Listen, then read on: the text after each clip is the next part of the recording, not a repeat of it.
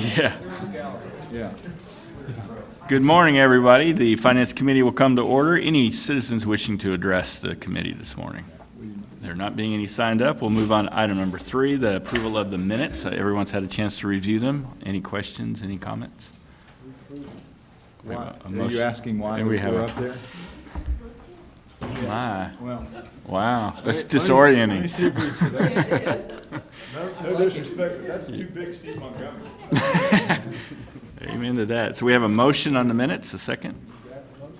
Second. We have a second. Any questions? All in favor, please say aye. Opposed, motion passed. Motion, no, they photoshopped no you no's? Good deal. All right, item 4, CFO report, Ms. Clark.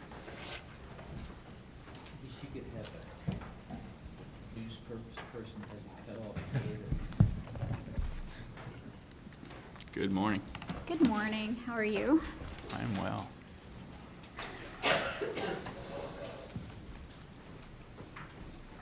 So I just have one item on the CFO report. You may have noticed that on the board portal, we have the Hilltop Quarterly Investment Report for the March 31st quarter ended. If you have any questions, feel free to contact me after the meeting. It's in the libraries under the investment folder. So if you have any questions at all, please let me know. There's nothing really unusual to report this quarter, with the exception that the investments are up, mainly because of the tax receipts. The January, February tax receipts drove those investments pretty high, but they'll be dwindling down throughout the next quarter.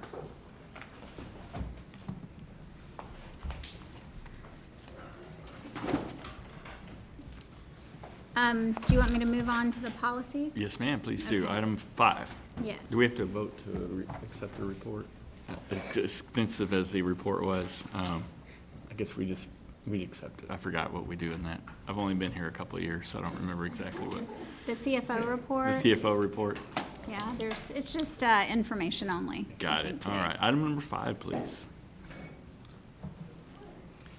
There are two policies, the signature authorization and the employee travel and expense reimbursement.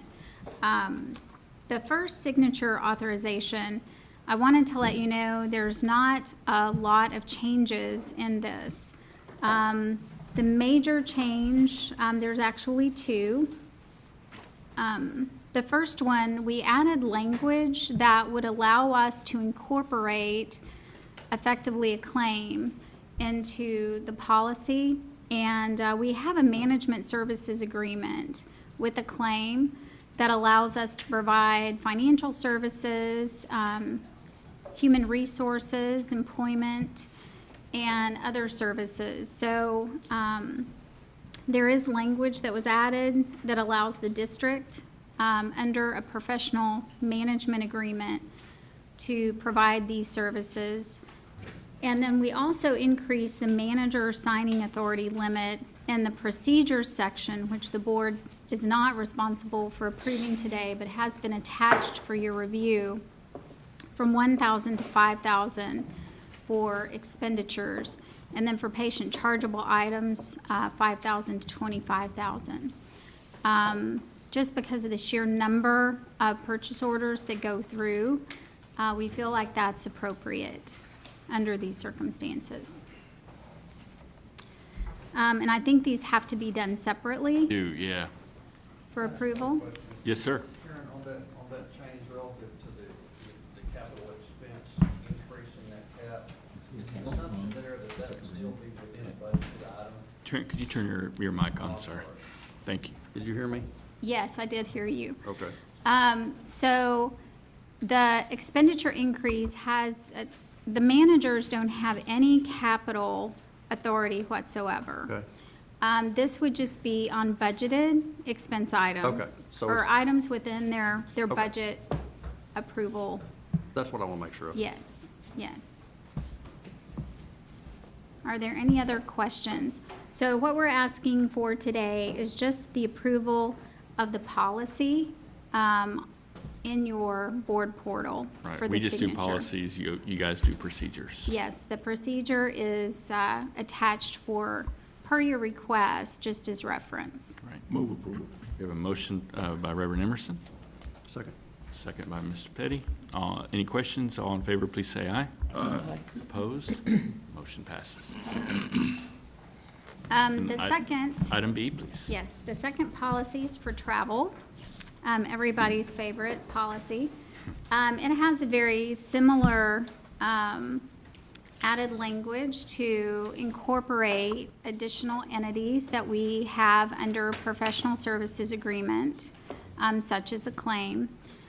We also made a major modification because the travel policy had not been updated in several years to actually separate the policy from the procedure. It, in its old format, had been one, so you see that change in this policy. And then the major change in the procedure that is attached is we used to have 90 days to submit all the expenses after you came back from a trip. We shortened that to 30, which is more than adequate. People tend to lose their receipts after a period of time. So after you come back, you do need to get those back within a month. So that was really the only change to the procedures, just for your information. Nothing in there requires people to drive their trucks to Canada or something. No, and Canada would require the CEO approval as an Got it. out-of-country Out of country, trip. all right, Just international travel. FYI, if you'd read the procedures, but Yes, got it. we do not require automobile versus Automobile, all right. air It's an travel. option. Ms. Clark, It is an stop option. humoring him. Just go on. Just go on. Okay. Any other questions for Ms. Clark on this policy change? I'll entertain a motion. Move approval. Motion by Ms. DeBose, second by Reverend Emerson. All in favor, please say aye. Opposed? Motion passes. Thank you. All right. We want to move into item 6. So, on to the financial report. Let me move my water, that would be bad. That bottle is not looking good.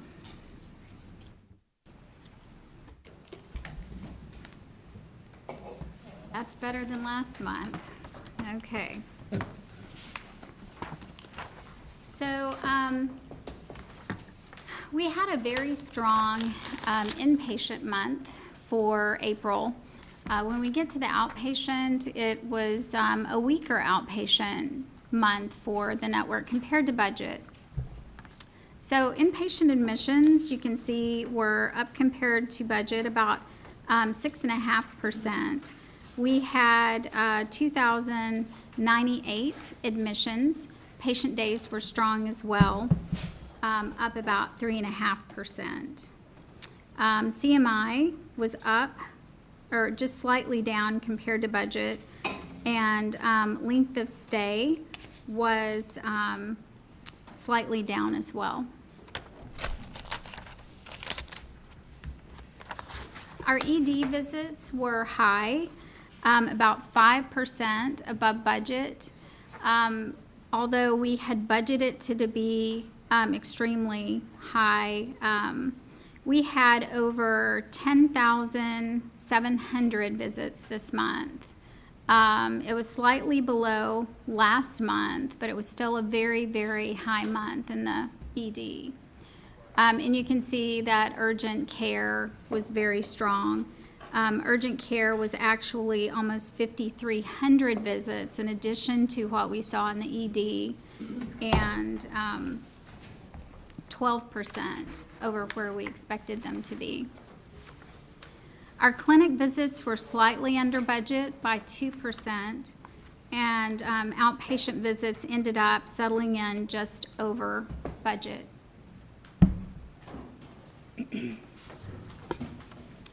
So observation days came in about 14% under budget, likely due to the strong inpatient activity that we saw, because observation days do take up inpatient beds just like admissions do.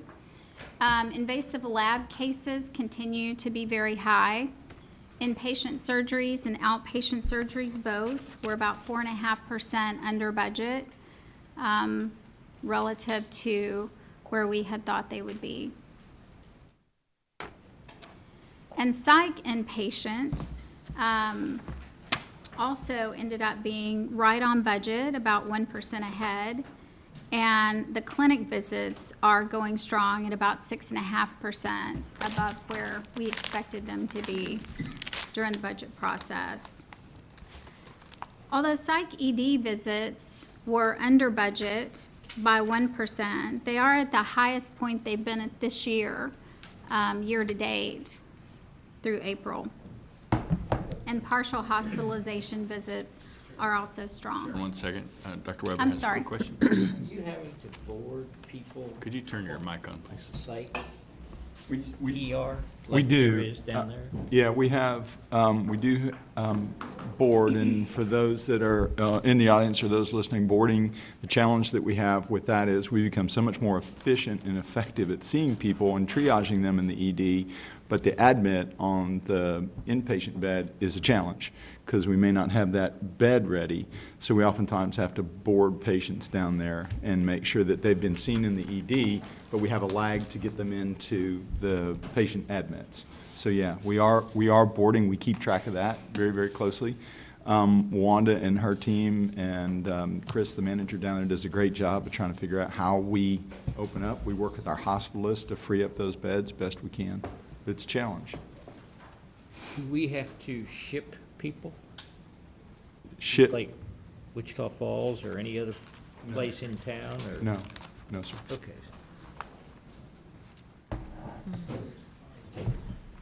For inpatient, Well, 1 second before you answer that. Wayne? I thought he was asking about psychiatric emergencies. Are you talking about psych emergencies? Yeah. Okay, I'm sorry, I misunderstood. My mistake. I gave you a whole description of something you didn't even ask.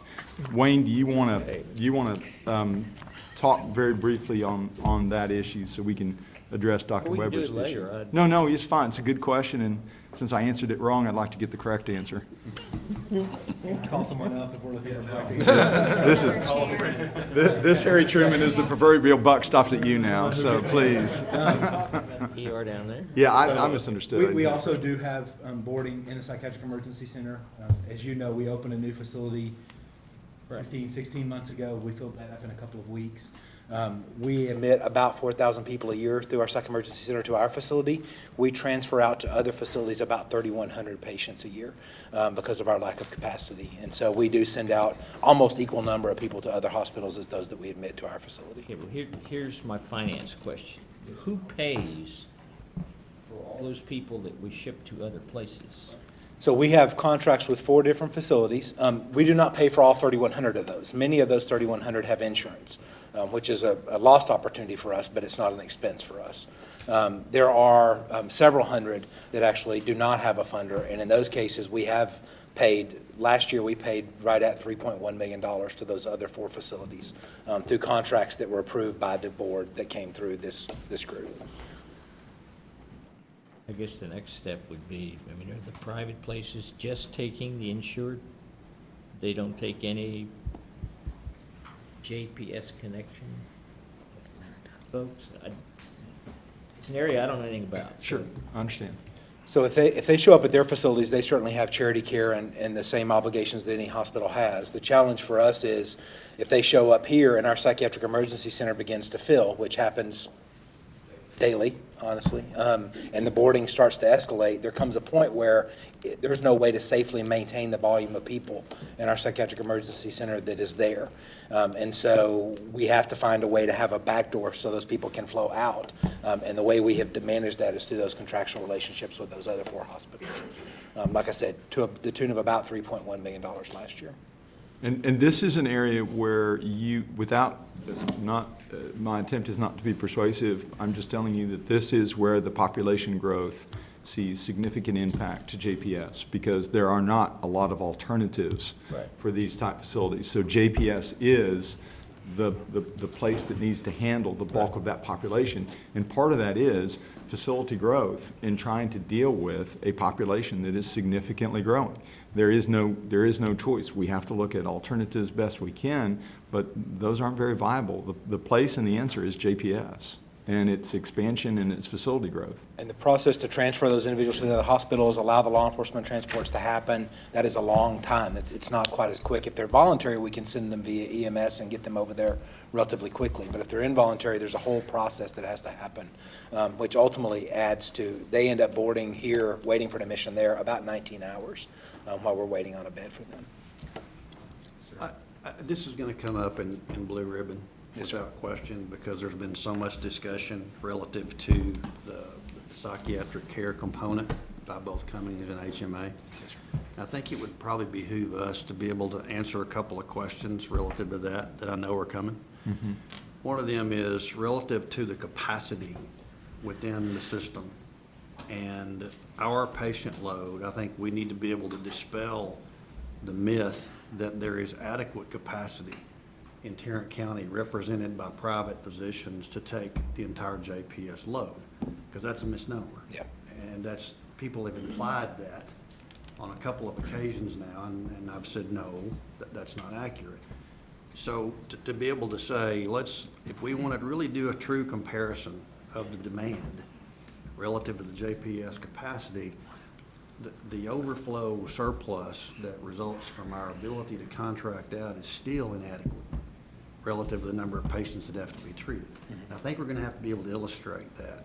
I think the second component becomes, to the extent that additional space and capital is needed to treat even the portion of the patient load that we treat today, given that expansion, that dollar amount is probably still cheaper than what it would cost us to have to contract that out to the private sector relative to charges that would be expected by the private sector, because the private sector is not going to do it for what we do it for, obviously.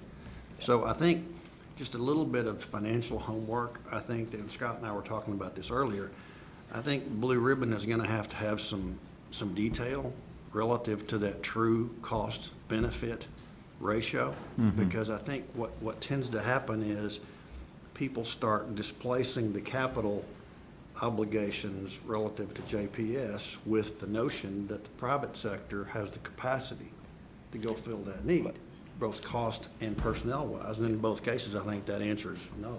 And just in the last 2 months, there have been 4 times where every adult bed in Tarrant County was full, And I and think they literally that's- had nowhere to go. Yeah, I think that's something we're going to have to Yeah. sort of articulate Certainly. financially, because I think there may be some questions that come up on Blue Ribbon relative to the bond campaign that help us dispel that notion.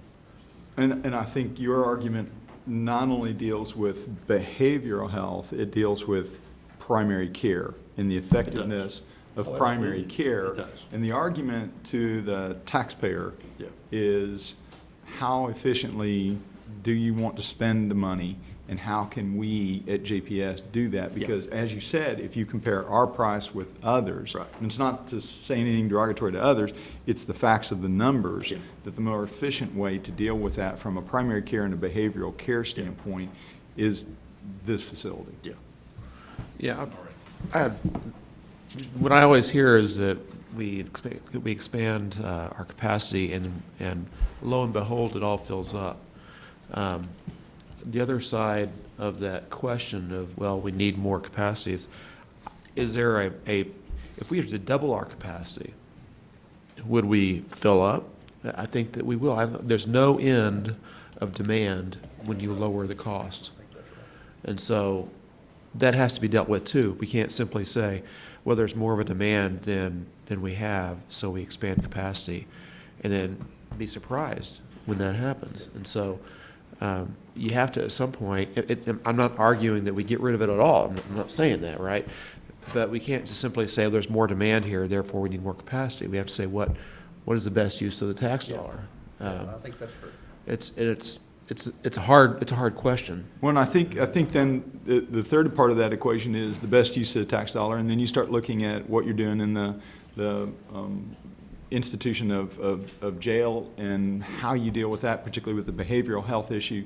And I think it's incumbent upon us to let the taxpayers know exactly what that dollar means, whether you spend it here, whether you Right. spend it here, or whether you don't expand, or whether you expand, to your point, 2 times what that means. What if you expand 3 times? What is the impact potentially to inmate population, and what do we do there, and how that, so I think you and Trent are both saying the same thing. And I think it's the analytical nature of the dollar, and let taxpayers decide how they most efficiently want that dollar being spent. The one thing that we know is a constant is the population.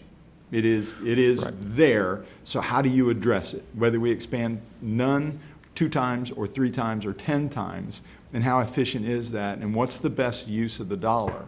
So I think that's the key, because you're not going to get a reduction in population, so how do you handle the population the most efficiently? Well, we talk about demand as though it's not elastic. The demand is elastic. If you say, I've got to wait 4 hours to meet somebody instead of 2, well, surprise, the demand goes down. Demand there is the involuntary issues that have to be dealt with right now that are real, and those are a small subset, and that's pretty inelastic, I suspect. But as you make it easier and easier to use the system, and again, I'm not saying we should make it harder to use the system. I'm just saying that the more available the system is and the more responsive it is, the easier it is for somebody to say, I'll just go to JPS. I don't have to mess with my own insurance company or get my own insurance or worry about my own things, because I'll just go to JPS and they'll take care of it. They'll take care of me. I think that's, when we get to that point, we're displacing and encouraging people to use the taxpayers as their source of help when they shouldn't. I think one thing that helps, I think, define that argument is the true context of the numbers, because what challenges that elasticity argument is the fact that even today, JPS is only serving 26% of the demand. What's of demand? that. Well, demand as defined by the population level that is underneath the poverty, the federal poverty level. So when you look at what JPS's proportion of our patient load is for all those that fall under that federal poverty level, we're only 26%. So there's still a huge, and I'm not arguing the point, because I Yeah. understand, but I think relative to the context of the population that falls within that group, we only serve this much of it, even today. So even if we doubled, and there's no intent to do that, but even if we doubled it, we still really wouldn't have a whole lot of system capacity, because it's such a small number even today.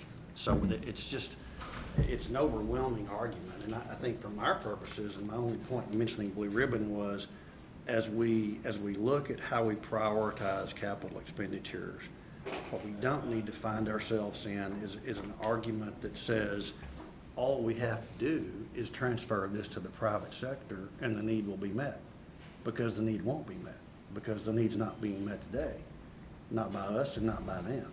And it's short by a long ways. And in either of those circumstances, even if we were to close the doors and say the private sector can take over this demand, even if somehow we magically come up with 110% of Medicare as a payment to every single private position in Tarrant County, we still can't meet the demand. So it's just, there's always this argument that maybe there is a private sector solution that helps us resolve it. And I think it's always worth studying, but when you look at the numbers, it's an overwhelming set of variables that we just can't overcome no matter what. Capital-wise, you can't do it. We can have this argument later. No argument. I understand your point. I have one more comment. Yes, sir. This has to do with physician staffing. If you're boarding that many people up in the emergency room, I would take it that physician staffing-wise, you had not planned for that. So will you not have to also plan for this increase that we're gonna, would that be the challenge for James and Diana and company? It's my guess, we've always been short psychiatric therapists. I mean, always been short. Right. I don't know how many we are short. But I think we need to, 732 beds was the recommended level for 2017. I think we have 222? We have 132. Okay. So there's that number. So 600 more, and we're good to go for 2017. So you got a lot of therapists you hire. Yes, sir. Just curious. I mean, it's an area I don't understand. I understand. Well, and we want to enlighten you, and we want to have the discussion about it, and we want to talk about those numbers. So I think that's helpful. I'm happy to visit I anytime. may be wrong, but it was a vast. I think it was 700 for the community, and I think the projected demand for us to meet was Yeah, so we were 354, 1/3. so I think we were 2 something apart, away from where we should be right now, 700 based on the entire. at 132. It's crazy. Sharon, I apologize for opening that. No, it's great discussion. I encourage everyone actually to spend some time with Wayne. I've had the opportunity to tour the facilities, and he's very knowledgeable and a very enlightening experience to see what we offer. So I encourage that to all my fellow board members. I used to ask this question, was it a voluntary tour or? Warrant, it was on a warrant. It was a bum rap, you know, it wasn't, no. I highly encourage that, so, great. All right, Sharon? Okay. So I'm gonna go ahead and skip on to the income statement for the medical center. We actually had a very positive month on the revenue side of things. The inpatient volumes as well as a positive collection rate provided us with a strong net patient service revenue number. The $2.5 million pickup in net patient service revenue. You'll notice that in the couple of lines below that for the waiver, we continue to not accrue what we had budgeted for the waiver, knowing that there will be a shortfall. We're expecting a shortfall at the end of fiscal year 17. We also expect there to be less dish money at the end of this year. So in prior months, that number had been $833,000. This month, I began accruing about $100,000 less in dish. The first half of this year, we have had a slightly better payer mix, hence the net patient service revenue being much stronger the beginning part of this year, and you can see that year to date. The other thing that's happened is after 6 months, we're able to go back and look at kind of that trend year to date and run that through some analytics. And DISH is a benefit for patients who do not pay, or patients who we get paid below our cost. It's a Medicaid payment tool. And we are expecting to get less money through disproportionate share by the end of the year because we are getting more payment through commercial payers and other qualified sources. So what I don't want to do is come to the end of the year and have to make a negative entry to say, oh, by the way, surprise, because we've gotten more payment through other payment sources, we're going to receive less money in disproportionate share. So I'm anticipating that we're going to be about $600,000 less in DISH because we've gotten a better payment source other places. So you'll notice that in the next few months that we're anticipating. Now at the end of the year, when all the dust settles, we'll know more and we'll get notification from the state. We'll be able to calculate our final cost report, and we may pick up a couple of $100,000 or we may be closer to the estimate that we're accruing. But we'll know that closer to September. But I just want to kind of slow down that accrual towards the end of the year based on what we know mid-year. So the total operating revenue is $1.6 million favorable here, right in the center of the income statement. The salaries were slightly over. Again, the inpatient volume had to have staffing associated with that. The expenses, we had a negative impact in our employee health insurance and our benefits category. If you look over year-to-date, this was a pretty significant overage this month. We had several large health claims. We're self-insured. JPS pays all of our employees' health claims as they are paid. We accrue for those. But we had 6 very large claims come through this month. So that was a negative impact. Hopefully that was a one-time thing, and it negatively impacted April. So that was one of the main reasons that we had a negative month. The other was a large purchase service overage that you can see on the next line item. We were about $1 million over. There are several reasons for that. That's where some of our physician services also hit. And then we've had 3 contracts this year that we've approved here at Finance that have been outsourced. One of those is some of the lab outsourcing that we've done. The pharmacy contract with Maxor, we've decided to push some of the other lab areas that were not originally budgeted into the pharmacy contract. We hope to see some pharmaceutical savings once those get into the full contract and they get into those areas. That was a purchase service that was not budgeted, as well as Carter Blood Center.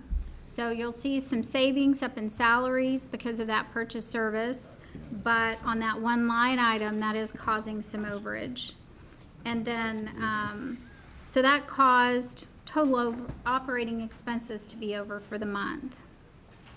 Sharon, we're still carrying a reinsurance for catastrophic health care loss for employees, right? We do, and that kicks in after $500,000 per $500,000. claim. Okay. And these claims did not reach that Okay. this month. Okay. So if you look year-to-date, and Steve and I talked about this when we were getting ready for the meeting, you can see that we are about $4 million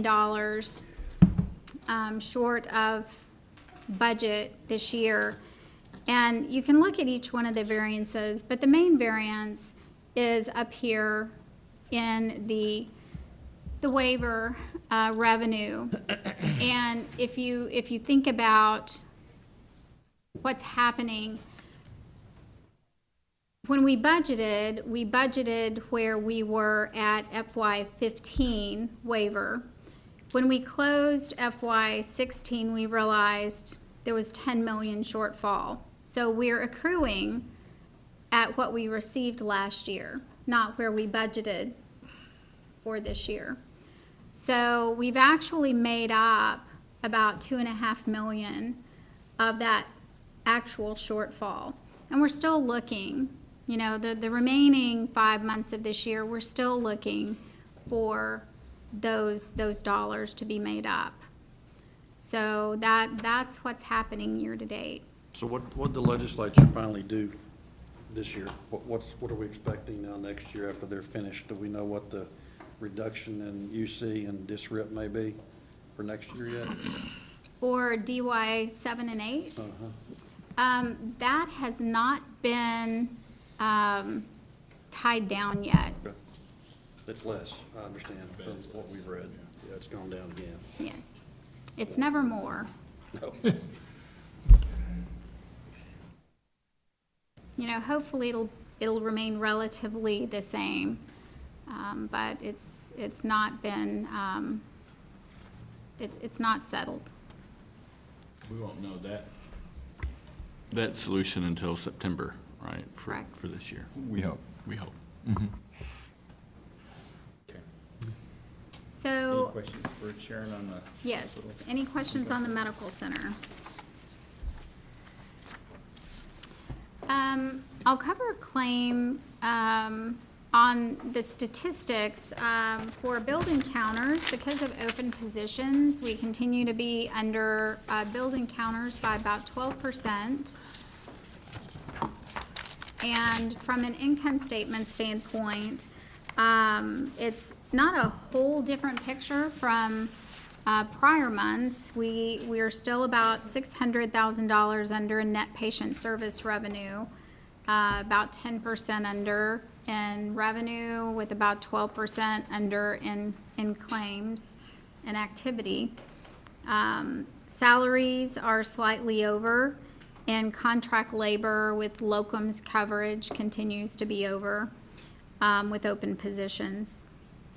Purchase service is slightly over. Most of that is revenue generating physician contracts and a few legal fees and consulting with some of the comp plan that we're getting ready to implement. So with the combined revenue underage with the open positions and some of the expense overages, we did miss budget for this month, and 1.7 million loss compared to a 718,000 loss. And there are plans to talk about this more in depth at the board meeting next week. So we'll be visiting more about that. Yeah. Okay. Questions for Sharon on the income statement? Okay. That is all my prepared comments on the financials. Unless anybody has any more questions. Sharon, is our days cash on hand policy 120? You know, What you was your think. question? I'm Is our days cash on hand I was policy? thinking it was 150. 150, But I can okay. go back and confirm that. We're just over 300 today, but that's right after the After tax taxes. receipts.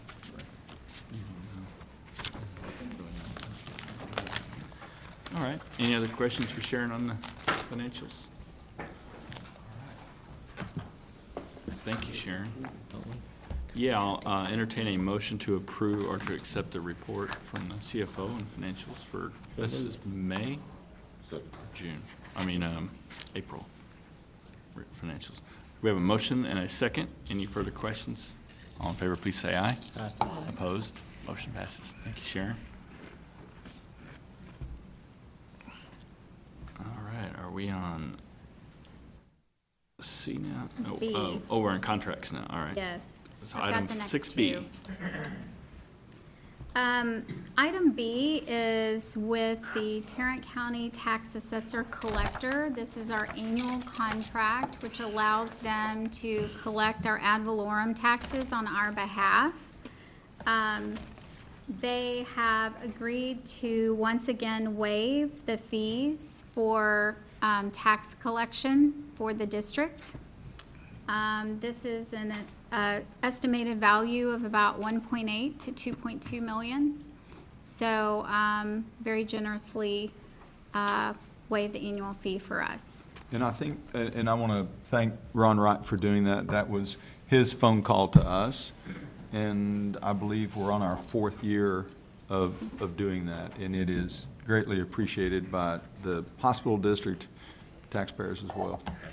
Absolutely. Thank you, Mr. Wright. Mr. Petty, a second by Dr. Weber. Any further discussion or questions? All in favor of the motion, please say aye. Aye. Opposed? Motion passes. Great. Item C. Item C is a managed care agreement with Three Rivers Provider Network.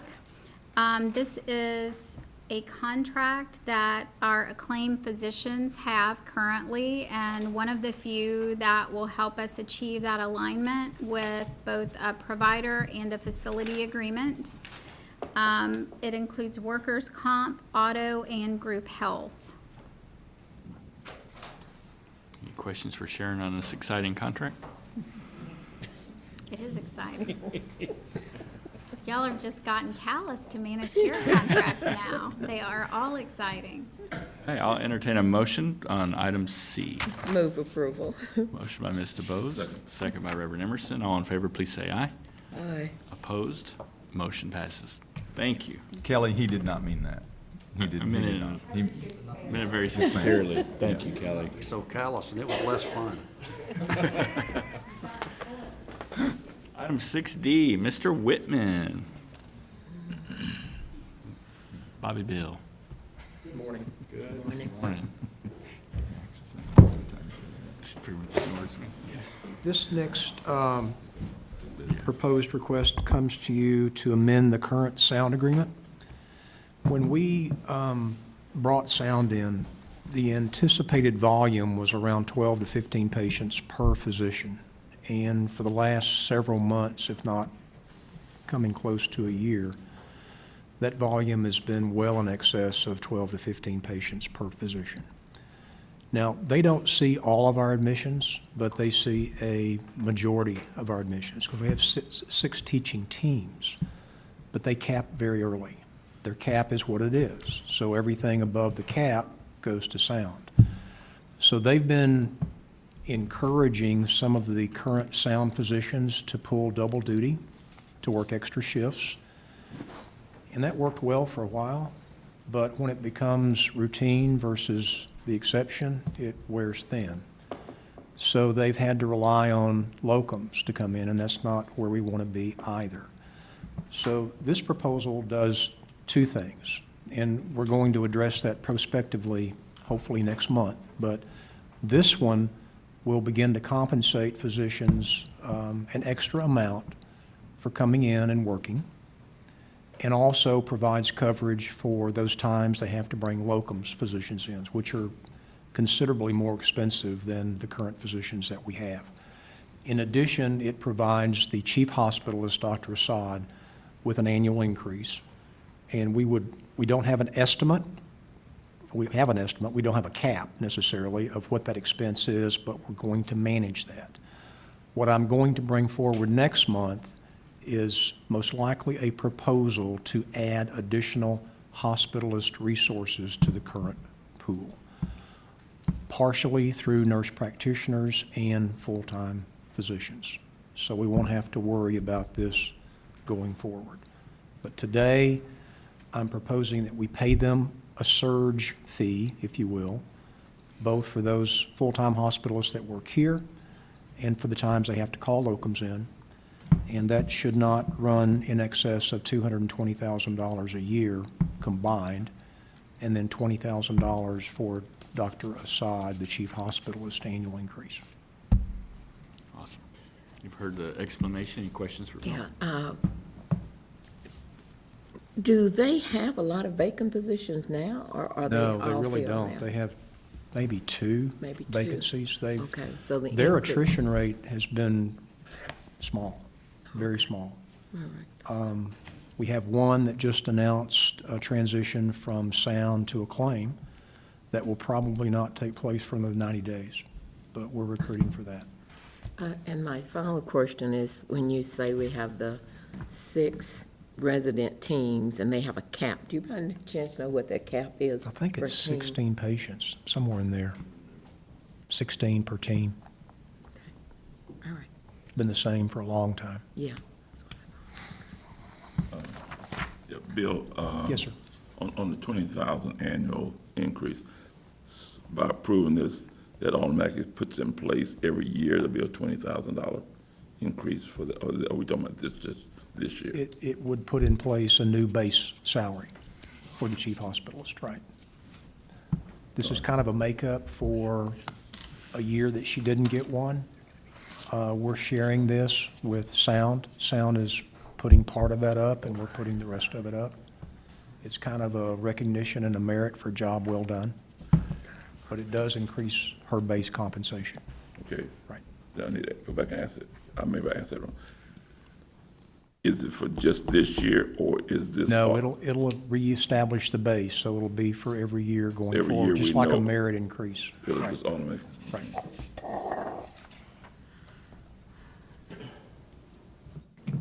Any other questions for Bill? All right, entertain a motion on item D. Move approval. Motion by Dr. Weber, Second. second by Mr. Bose. All in favor, please say aye. Aye. Opposed, motion passes. Item E. The next proposal for your consideration is a cheesy pricing agreement. That's the name of the pharmaceutical company. It's an Italian pharmaceutical company. It's been around for a long time. We normally do not bring pharmaceutical contracts to this board, this committee. We spend about $40 million a year for drugs, and all of that, for the most part, is through our drug wholesaler, Morris Dixon, the GPO. This is an opportunity that we have to do a couple of things. One is to save money. It would cost us less if we contract directly with Cheesy for this particular drug. And secondly, it provides us the opportunity to, if these drugs are on back order, which we've experienced in the past, if we don't have a direct contract with the manufacturer, we don't necessarily get our place in line for those first drugs that come available. So it accomplishes two things: less cost, $80,000 less a year if we contract directly. And secondly, we have a place at the table if in fact there's a shortage of this drug, and we could be at the first of the line versus the last of the line. So it saves $240,000 over 3 years. That's what caught my eye. Any questions for Bill on this? You happen to know what drugs we're talking about? Cardine, I think. Mm-hmm.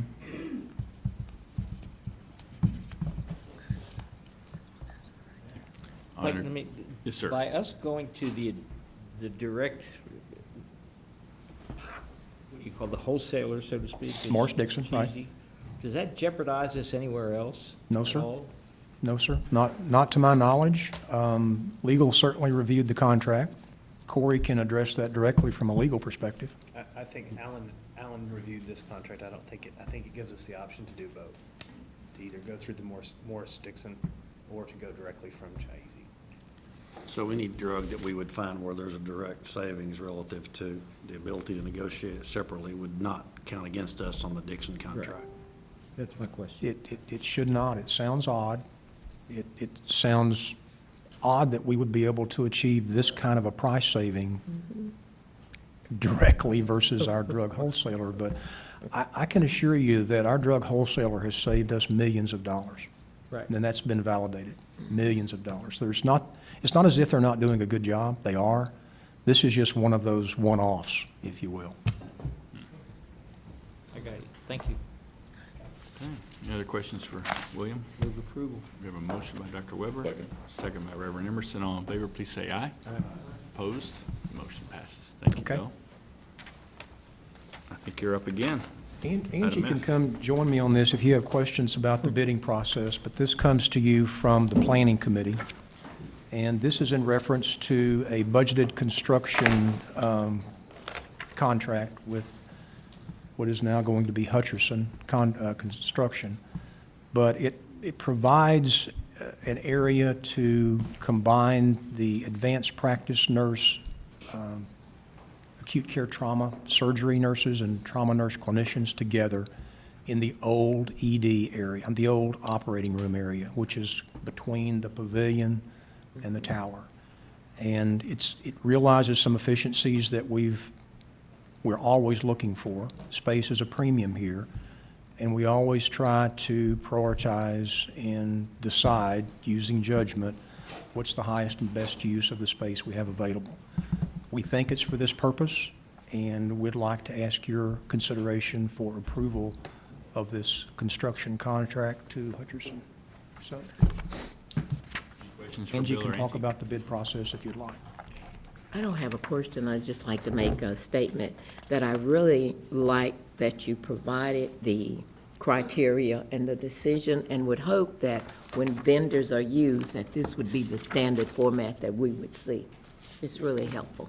Good, thank you. Thank you for helpful comments. All right. We have a motion by Reverend Emerson, Second. second by Mr. Bose. Any further questions? All in favor, please say aye. Aye. Opposed? Motion Okay. passes. Thank you, Bill. Thank you. Thank you, Angie. Diana. keep Angie here with me, so if you have questions about the It's process. the Angie you can- She is, she does know this She won best. on the last one. so Bring her up for the next one. Letting it ride. Contract is coming forward. It moved from planning forward to you. This is contract for approval of construction for the Northeast Tarrant Medical Home, which we are terribly excited about. It is budgeted. It's just over $8.5 million. The reference checks were excellent. It was based on best value criteria. We would love your approval to move forward. Heard the explanation. Any questions for these two ladies? Motion by Reverend Emerson. Second. Second by Mr. Bose. All in favor, please say aye. Aye. Opposed? Motion passes. Thank You you. didn't vote no, Trent? Be on this week's, Go to the board meeting next. Yes, sir. And then on the commission report after that. Trent, you didn't vote no? Oh, Roger didn't vote no either. Either I one didn't of us hear voted no. Roger. He didn't. All right, just checking. Johnson, good morning. Would you like to have Angie come up and sit next to you? She's our good luck charm this morning. Thank you. I'm here to ask for your consideration and approval of a professional services agreement between Acclaimed Physician Group and the Center for Neurologic Disorders. This is our neurosurgery group. Previously, this was a TCI-CC contract. This would be the first time that we're moving one of these over. It would be a direct contractual relationship effective July 1st of 2017. The current First Amendment to their contract with TCI-CC expires June 30th, 2017. This is a 5-year agreement, which includes Chief of Neurosciences, which will fit them into the Acclaimed service line model and a neurosciences service line, a medical director for spine surgery, and a medical director of stroke and neurosurgery to support our new stroke program.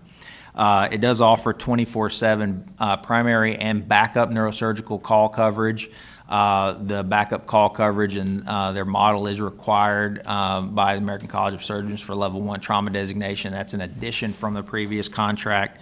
It also adds an additional 40 hours of advanced practice professional coverage to support the stroke program and their participation in that.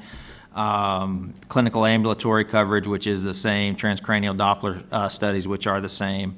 The partial FY17 that includes a 3-month cap that is currently not budgeted in a claim. That amounts to $513,000. A portion of that is budgeted in the previous contract in the medical center. Why the change, Dr. Johnson, from TCI-CC? It was at the request of the group. Oh, really? Does it have does it have a material financial impact on us by contracting directly versus through TICC? I would have to consult Sharon exactly on that. I've been told no, but I want to be. Thanks, sir. Great. For explanation by Dr. Johnson, any questions? I'll entertain a motion on item H. Recommend approval. We have a motion by Dr. Weber, second by Reverend Emerson. All in favor, please say aye. Aye. Opposed? Motion passes. Thank you.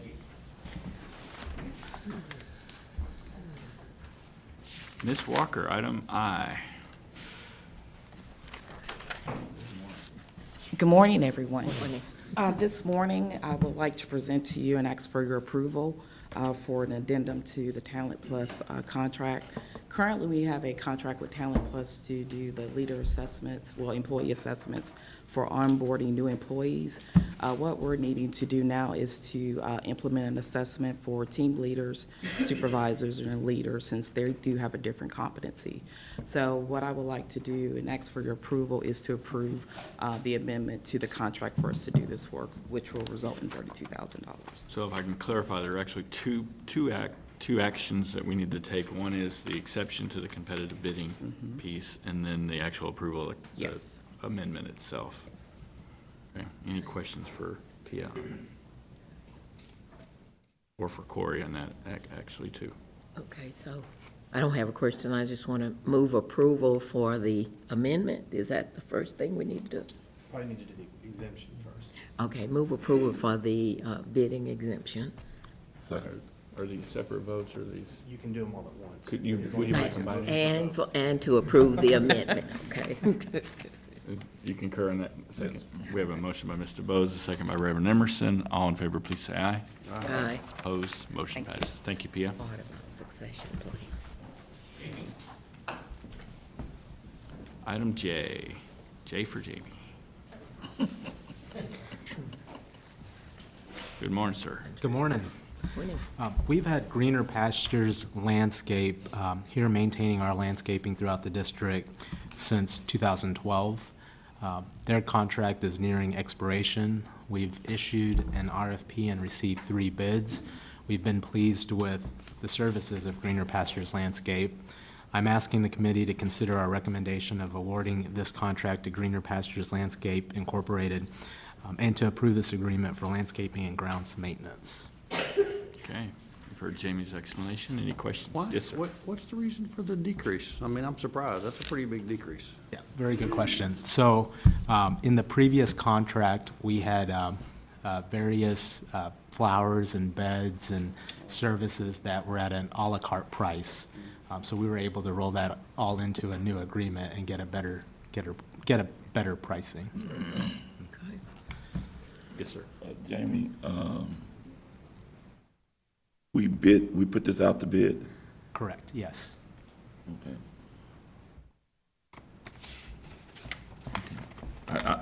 I just asked that because of some issues that we had the last time, and I just wanted to make sure. I remember those. Yeah. Remember those, but I'm not going to ask.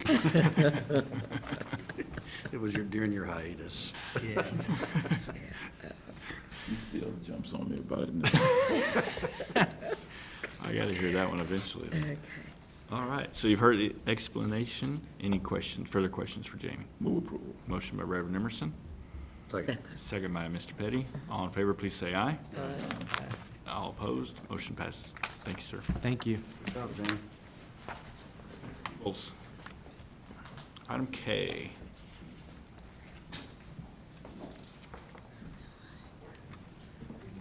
Morning.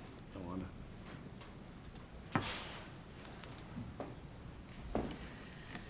Okay, this morning I'm presenting the GE monitors for the emergency department.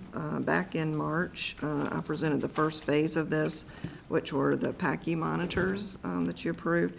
What we are looking to do is to standardize our monitoring system for patient care throughout the ER, OR, ICU, all those critical areas, so that we're not having to take patients off one type of monitor, put them on another one. And these monitors have exceeded their current life. Back in 2015, they were originally purchased when the pavilion opened in 2008. So this is to replace the monitors in the emergency department with GE monitors. Okay, heard Wanda's explanation. Any questions? Move approval. Motion by Mr. Bose, second by Dr. Weber. All in favor, please say aye. Aye. Opposed, motion passes. Thank you, Wanda. The next proposal is for, again, for GE monitors, and it's the same explanation, but this is for the ICU. This is item L, correct, for the ICU. Yeah. Move approval. Second. We have a motion by Mr. Bose, second by Dr. Weber. Any questions? All in favor, please say aye.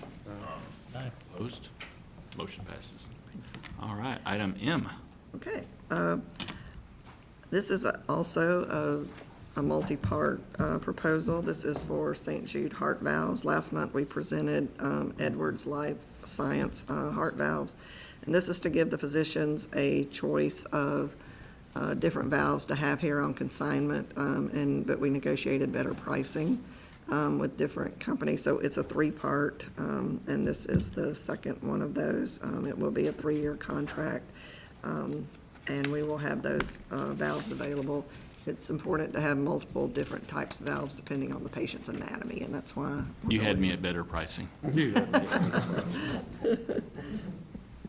Okay, you've heard Wanda's explanation. Any further questions? Entertain a motion on item M. Motion to approve. Motion by Mr. Petty, Second. second by Mr. Bose. All in favor, please say aye. Aye. Opposed, motion passes. Item N.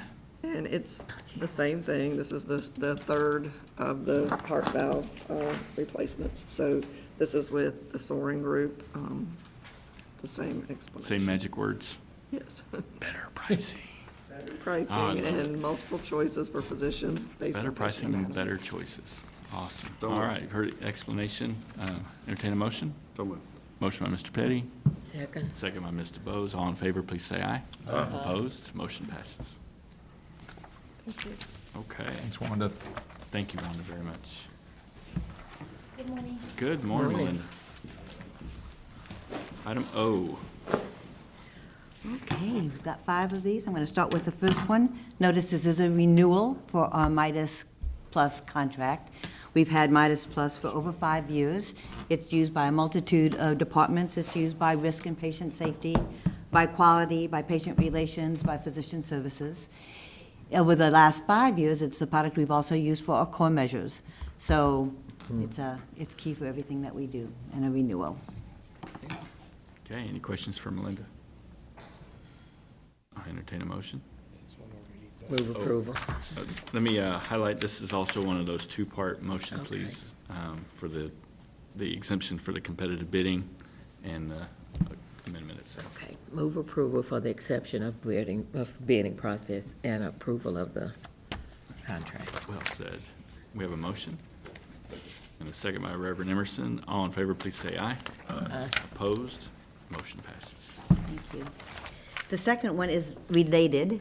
It is the contract renewal for the Data Vision, and Data Vision is the reporting tool associated with Midas.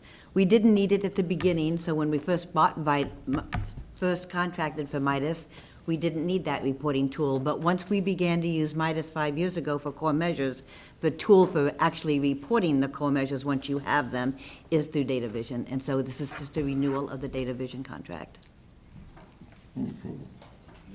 One, we had to have a two-part motion for exemption for the competitive bidding and for the contract. So move from Reverend Emerson. Second. Second by Mr. Bose. All in favor, please say aye. Aye. Opposed? Motion passes. Thank you. Item Next Q. one's very exciting. It's new, and we have 2 people in our audience we have our business owner and our physician champion. So I'd like to introduce Dr. Niakiris, if you want to raise your hand. Good morning. And Medora, Welcome to the our committee. business owner. Thank you both. For a new product, some of you may be aware that we do our patients sign a consent whenever they go to surgery, saying that they do understand the risks associated with that surgery. Today, we're doing that manually. We have pieces of paper. We hand them to the patient. We hope that they get signed at the right time and at a convenient time, and we hope that we don't lose that piece of paper, and they get to surgery with that piece of paper still in their hand, and that it does actually get scanned into the chart. You can see the messiness associated with that. In addition, there. No room for error there. Yeah, no room for error. In addition, the state requires a certain content for each one of these consents. So the request for this particular project is to buy the content from the state, so we always have the up-to-date content every single year. It is for over 3,500 procedures, so really good, strong content, and for the technology to integrate that into Epic. So the flow now would be that we know there's going to be a surgical procedure.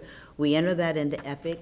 The patient signs it, and it gets date, time, and stamped as well, date and time stamped, which we've been missing several times. It becomes automatically, electronically part of the record, so anyone can find it anytime from any place. They just sign an iPad kind of Yes, format? exactly. Okay. So much more efficient and much more compliant with the content that we need to have. Awesome. I like it. Any questions from Linda on this item? I'll entertain a motion for approval. Move approval. Motion by Mr. Bose. Second. Second by Reverend Emerson. And also, I need to point out, this is another exception to the competitive. Is that? Oh, Is this an exception? No. No, I didn't. nope, It sorry. is, but it's through the GPO. Okay. I was just testing Corey. He passed. And you're on top of it.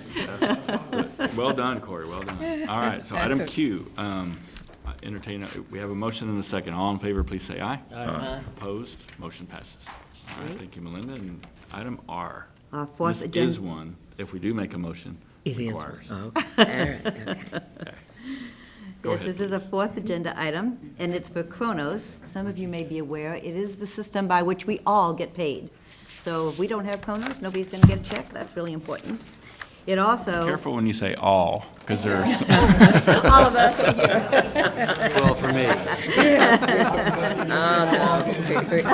Otherwise, you want to know where your checks are, right? fill out, right? So we have 600, over 600 people using the system every day. It does include our time clock, so it is how all of our timed people actually clock in and clock out.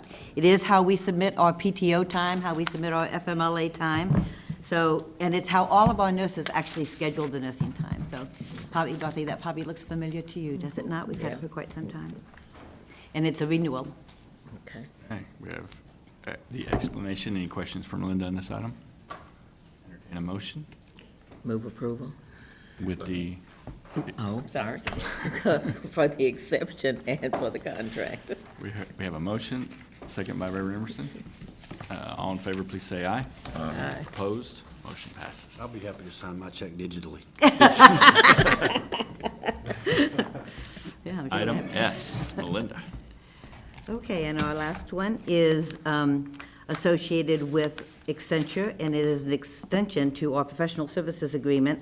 We've had several discussions earlier this morning about Disrupt, and we have a completely new set, and I'm grateful to have wonderful Wayne here with me. We have a whole new set of measures now for our next Disrupt year.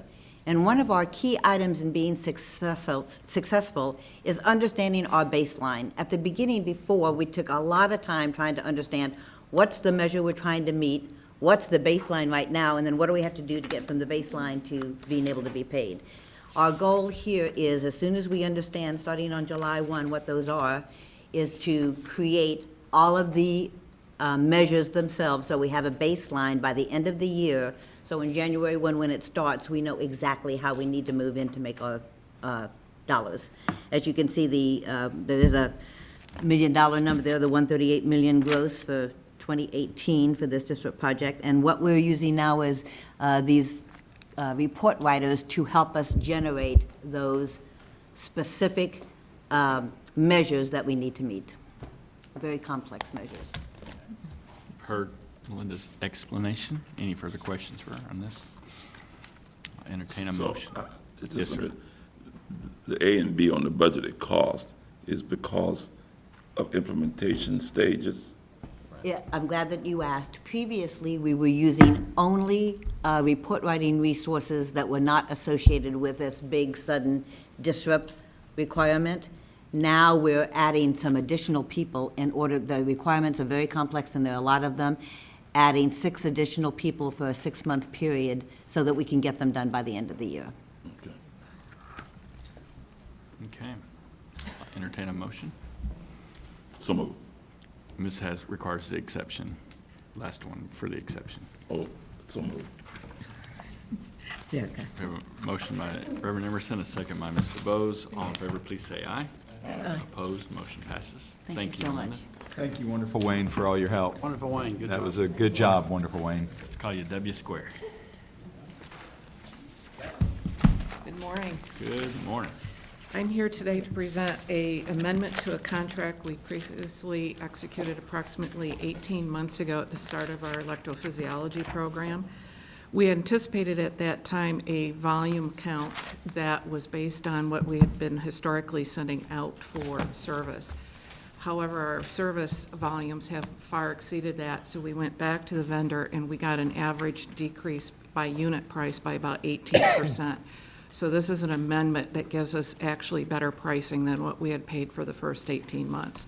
So I'm asking for approval today. And you used the magic words in the middle of your presentation. I've learned. I love it.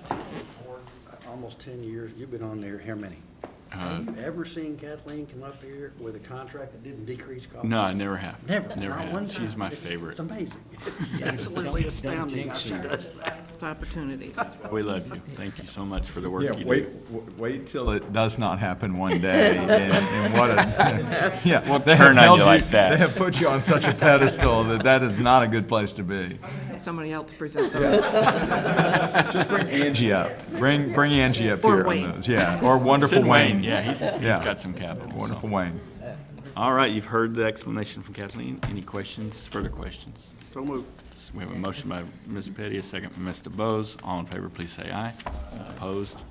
Motion Thank passes. you. Thank you. Item 7, anything legal report from the council? Just on the contracts under 200. On the contracts under 200 report, I think that was posted to the portal. There were 23 contracts for the month of April. Other matters? Nothing in closed session. I'm not certain if we have anything closed? closed. Sharon, do we have? Yeah, we do. We do okay. have one item. All right, in we closed. will reconvene in executive session after a 2-minute break.